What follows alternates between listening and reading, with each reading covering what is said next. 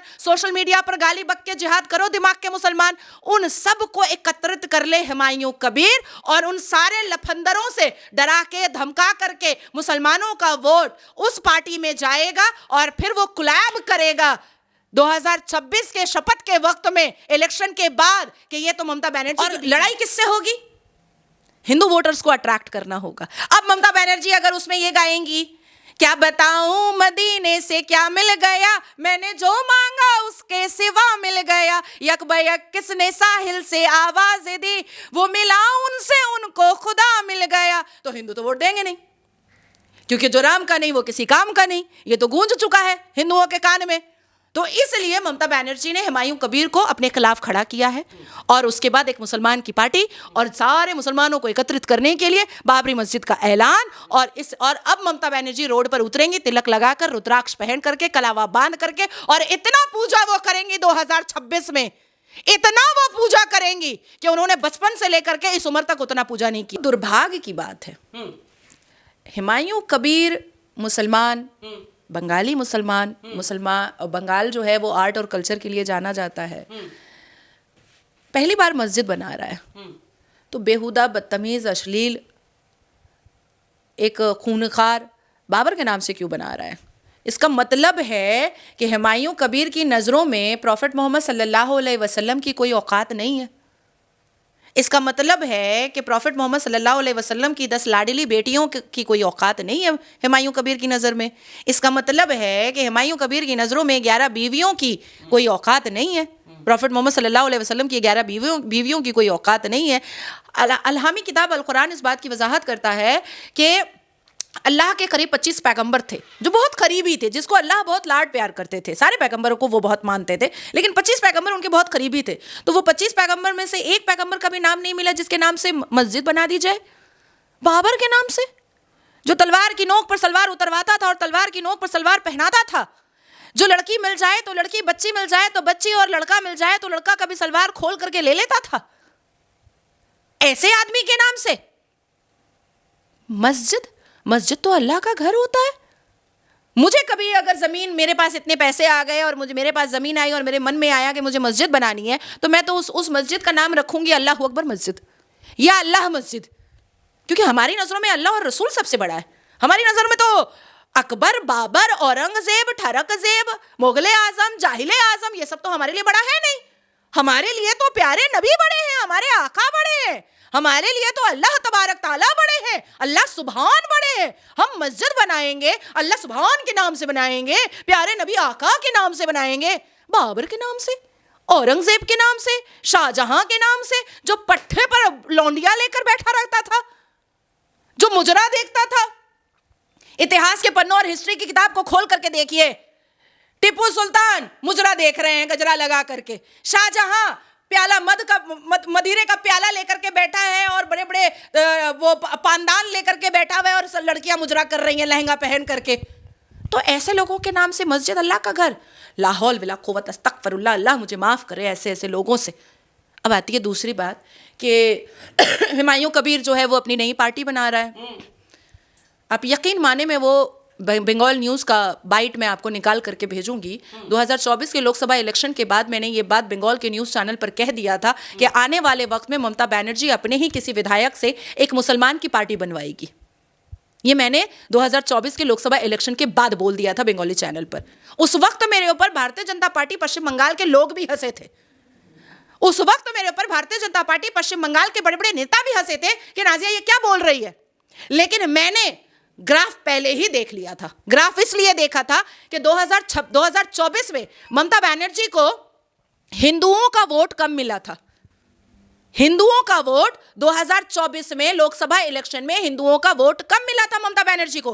हालांकि हमारी 19 सीटें से 12 सीटें आई, लेकिन अगर आप रेशियो निकालेंगे तो हिंदू वोट की कमी थी ममता बनर्जी को। और ममता बनर्जी ने स्ट्रैटेजी वहीं पर सेट किया था कि वो हिंदुओं को अट्रैक्ट करेंगी और वो अपने ही विधायक से जो मुसलमान पार्टी बनाएंगी उसको मुसलमान अट्रैक्ट करेगा। और यही वजह है कि मुसलमानों को अट्रैक्ट करने के लिए हुमायूं कबीर ने तुरंत बाबरी मस्जिद का नाम ले लिया।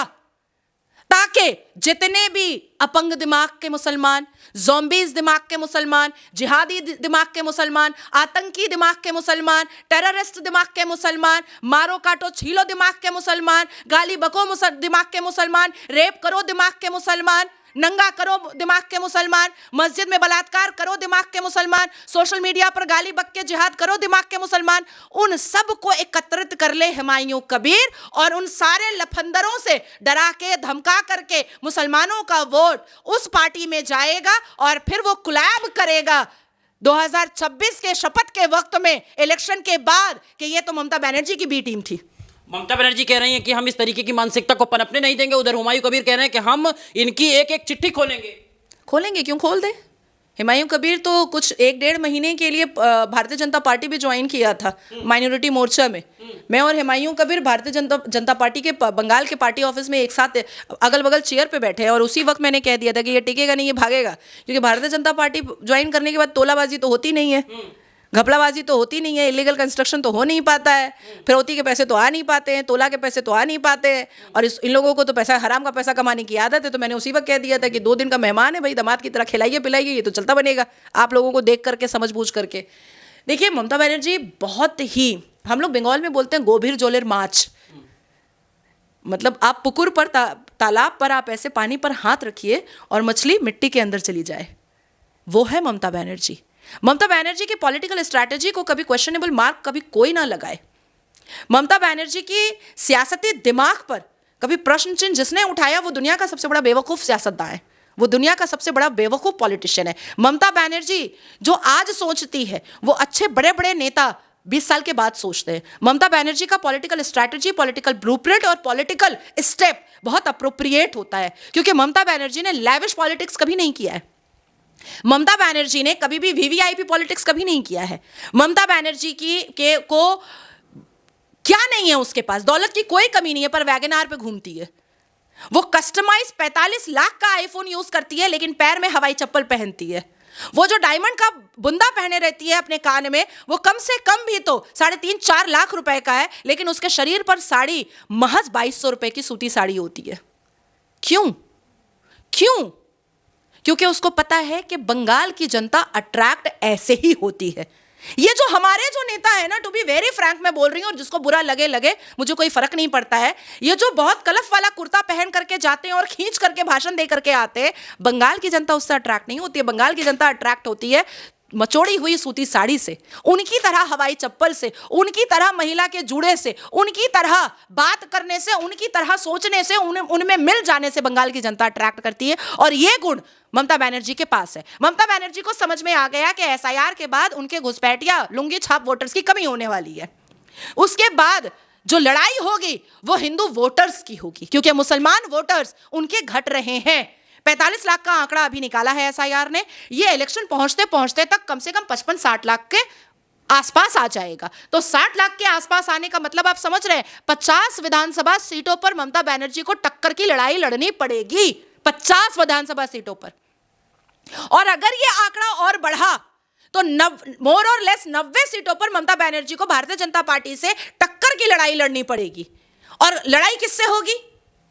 हिंदू वोटर्स को अट्रैक्ट करना होगा। अब ममता बनर्जी अगर उसमें ये गाएंगी, क्या बताऊं मदीने से क्या मिल गया, मैंने जो मांगा उसके सिवा मिल गया, यक बयक किसने साहिल से आवाज दी, वो मिला उनसे उनको खुदा मिल गया, तो हिंदू तो वोट देंगे नहीं, क्योंकि जो राम का नहीं वो किसी काम का नहीं, ये तो गूंज चुका है हिंदुओं के कान में।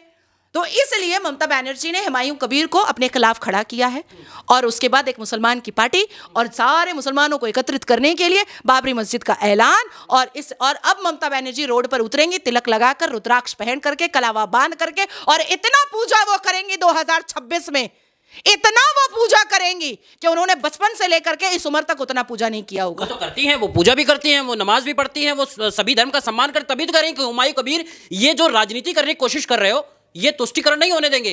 अगर आप आरएसएस की विचारधारा लेके आ रहे हो, अगर वाकई में पूजा करती, हाँ, तो शिव भगवान की पूजा में फूल फेंक कर थोड़े ही डालती।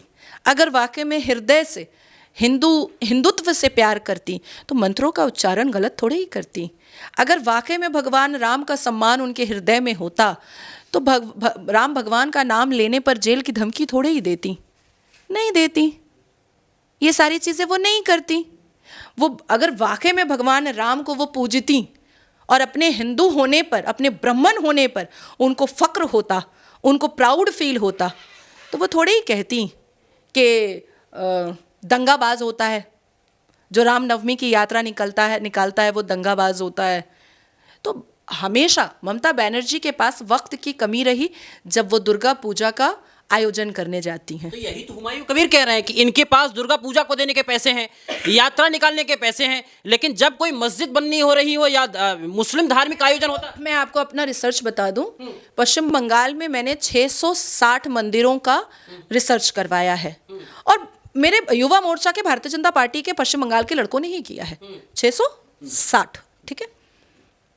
660 मंदिरों के जो हालात है ना, वो देख करके एक अच्छे हिंदू के आंख में आंसू आ जाएगा, पानी